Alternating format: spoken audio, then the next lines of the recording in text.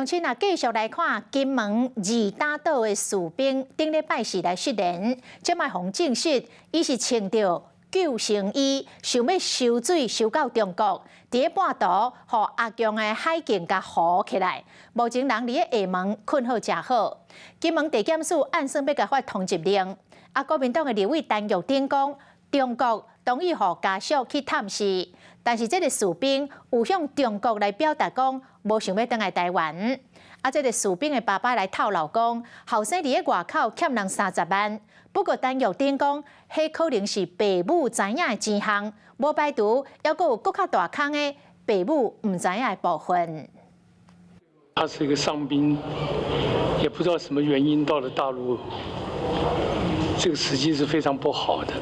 虽然讲金门二打岛这个圣诞的上兵离营到对方确实有影无妥当，退伍的主委帮世宽话讲了正白，伊认为其中有温情。这从日本的媒体的报道到现在发生的每一件事情，都不是偶然，都不是巧合。那是怎么样？累积？我想，累积是因素之一了。我想还是不是有人在背后策划？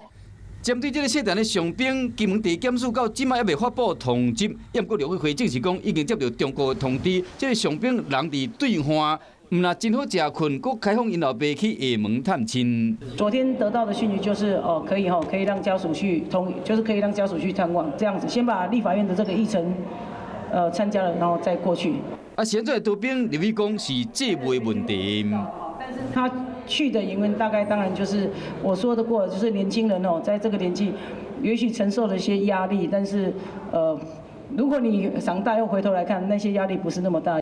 网友伫网络讨论真热，有人讲既然无想要转来，就使认证为逃兵。烦恼讲，若有这个例件，我后届会有更较侪逃兵。网友真好奇讲，伊到底要安怎过日子？一旦通缉令发布了后，因为咱国甲中国有两方共同打击犯罪协议，就会使将这个上兵引导回国。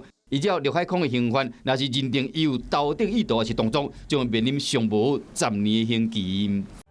我是吴一璇，想要收看最新第一手的讯息，赶快加入华视新闻 YouTube 频道，按赞，开启小铃铛，最专业的主播群说新闻给你听。